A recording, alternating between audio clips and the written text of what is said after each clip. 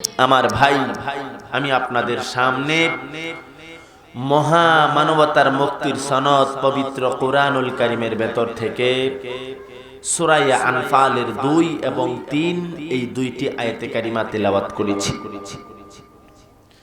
এই দুইটি আয়াতে কারিমার মাধ্যমে আল্লাহ তাআলা সত্যিকার অর্থে ঈমানদার যারা হবে, সত্যিকার অর্থে মুমিন যারা হবে, তাদের 5টা বৈশিষ্ট্য তুলে ধরেছেন। সুবহানাল্লাহ বলি, আরো জোরে বলি সুবহানাল্লাহ। সত্যিকার অর্থে মুমিন যারা হবে তাদের বৈশিষ্ট্য হবে 5টা। জোরে কোন কয়টা? সূরা আনফালের 2 এবং 3 এই দুইটি আয়াতে কারিমার মাধ্যমে 5টি বৈশিষ্ট্য বা গুণ আল্লাহ তুলে ধরেছেন। যেই গুণগুলি থাকলে পরে আপনি ঈমানদার, যেই গুণগুলি থাকলে পরে আমি ঈমানদার, আর এই গুণে যদি কোনো মানুষ গুণান্বিত না হয়, এই বৈশিষ্ট্যগুলি যদি কোনো মানুষের মধ্যে থাকে না, এই মানুষটা ঈমানদার হয়, তবে সত্যিকার অর্থে ঈমানদার হয় না। এজন্যে সত্যিকার অর্থে ঈমানদার হতে হলে কয়টা গুণের প্রয়োজন? এই 5টা গুণ কি কি আমি আপনাদের সামনে ধরে তুলব। আলোচনা শুরু করার পূর্বে আপনাদের কাছে দোয়া চাই, মাওলাই কারীম আল্লাহ পাক রব্বুল আলামিনের দরবারে তৌফিক চাই। আল্লাহ তাআলা যেন আমার জবান থেকে এমন কিছু নসিহতপূর্ণ কথা বের করে দেন, যেই কথাগুলির মাধ্যমে আমি সহ আপনারা সকলে উপকৃত হবেন। আল্লাহ কবুল করেন। সবাই বলুন আমিন। আরো জোরে বলুন আমিন। তো বলছিলাম ঈমানদারের লক্ষণ বা ঈমানদারের গুণ অথবা ঈমানদারের বৈশিষ্ট্য কয়টি? আরো জোরে বলেন। একটি একটি করে আপনাদের সামনে পেশ করব। আল্লাহ তুমি আমাদের সবাইকে ধৈর্যের সাথে আমলের নিয়তে কথাগুলি গ্রহণ করবার তৌফিক দান করো। সকলে বলুন আমিন। আরো জোরে বলুন আমিন। ইন্নামাল মুমিনুন,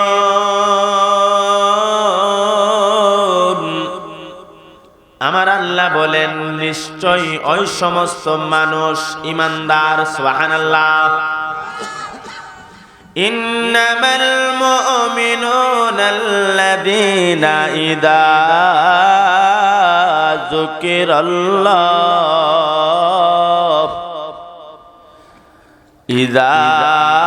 যুকিরাল্লাহু ওয়াজিলাত কুলুবুহুম। ঈমানদারের 1 নাম্বার লক্ষণ বা 1 নাম্বার গুণ হবে, তাদের সামনে যখন আল্লাহ নামের জিকির করা হবে, তখন তাদের অন্তরের ভিতরে ভয় পয়দা হয়ে যাবে, ভীতি প্রদর্শন হয়ে যাবে। তাদের সামনে যখন আল্লাহ নামের জিকির করা হবে, তখন তাদের কলবের ভিতরে আল্লাহর ভীতি প্রদর্শন হয়ে যাবে। সুবহানাল্লাহ। আল্লাহ আল্লাহ নামটা শোনার পরে মুমিন যারা হয় তাদের অন্তর কেঁপে ওঠে। কেন? ঈমানদার মুমিনের স্মরণ হয়ে যা, আমার আল্লাহ তো একজন আছে, আমি তো মরে যাব, আমি তো দুনিয়া থেকে বিদায় হয়ে যাব, আমাকে তো কবরে যেতে হবে, আমাকে তো হাসরের মাঠে দাঁড়াতে হবে। জোরে এখন ঠিক কিনা? সত্যিকার অর্থে ঈমানদার যারা হয় তারা আল্লাহ নামের ধ্বনি শোনার সাথে সাথে তাদের অন্তর কম্পন সৃষ্টি হয়ে যায়, ভূমিকম্প জালজালা শুরু হয়ে যায়। ঠিক কিনা? আরো জোরে এখন ঠিক কিনা? ইন্নামাল মুমিনুনা আল্লাযীনা ইযা যুকিরাল্লাহু ওয়াজিলাত কুলুবুহুম। 1 নাম্বার ঈমানদারের লক্ষণ, আল্লাহ নামের জিকির শুনলে অন্তরের মধ্যে ভীতি প্রদর্শন আপনার আমার হয়নি। ও ভাই, যদি হয় তাহলে ভালো, আলহামদুলিল্লাহ। আর যদি আল্লাহ নামের জিকির করেন অথবা আল্লাহ নামের জিকির শোনার পরেও আপনার অন্তরের ভিতরে আল্লাহর ভয় পয়দা হয় না, আপনি বুঝবেন আপনার ঈমান পরিপূর্ণ হয় নাই। এই জন্য একজন নেককার বান্দার সুহবতে গিয়ে আপনার আমলকে পরিশুদ্ধ করতে হবে। ঠিক কিনা? 2 নাম্বার ঈমানদারের লক্ষণ, ওয়াইদা তুলিয়াত আলাইহিম আয়াতুহু জাদাতুহুম ঈমানা। ইমানদারের 2 নাম্বার লক্ষণ, আল্লাহ বলেন যখন আমি আল্লাহর কোরআনের আয়াতগুলি তাদেরকে পড়ে পড়ে শোনানো হয় তখন তাদের ঈমান বেড়ে যায়। সুবহানাল্লাহ। সত্যিকার অর্থে ইমানদার যারা হবে তাদের 2 নাম্বার লক্ষণ হবে আল্লাহর কোরআনে কারিমের আয়াতগুলি শুনলে তাদের ঈমান বেড়ে যাবে। কন্যা সুবহানাল্লাহ। তাফসীরের ব্যাখ্যাতে পড়েছি কোরআনে কারিমের আয়াতগুলি শুনলে ঈমান কিভাবে বাড়ে। মুফাসসিরিনে কেরাম লেখেন কোরআনে কারিমের আয়াতগুলি শোনার পর যদি আপনার অন্তরে শান্তি লাগে, কোরআনে কারিমের আয়াতগুলি শুনতে যদি ভালো লাগে, তখন আপনি বুঝবেন ঈমান বাড়তেছে। সুবহানাল্লাহ।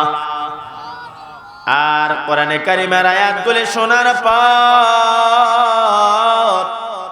যদি আপনার অন্তরে শান্তি লাগে না, কোরআনে কারিমের আয়াতগুলি শোনার পর যদি আপনার ভালো লাগে না, আল্লাহর কোরআনে কারিমের তেলাওয়াত শুনতে যদি মজা লাগে না, আপনি বুঝবেন আপনার ঈমান কমে যাইতেছে, ঠিক কি না? এজন্য ঈমানদারের 2 নাম্বার লক্ষণ, যখন তাদের সামনে কোরআনে কারিমের আয়াতগুলি পড়ে শোনানো হবে তখন মুমিন মুত্তাকিনের ঈমান বেড়ে যাবে। সুবহানাল্লাহ। কোরআনে কারিমের তেলাওয়াত কত মজা, যেই তেলাওয়াত শুনে বেঈমান পর্যন্ত কালিমা পড়ে মুসলমান হয়ে যায়।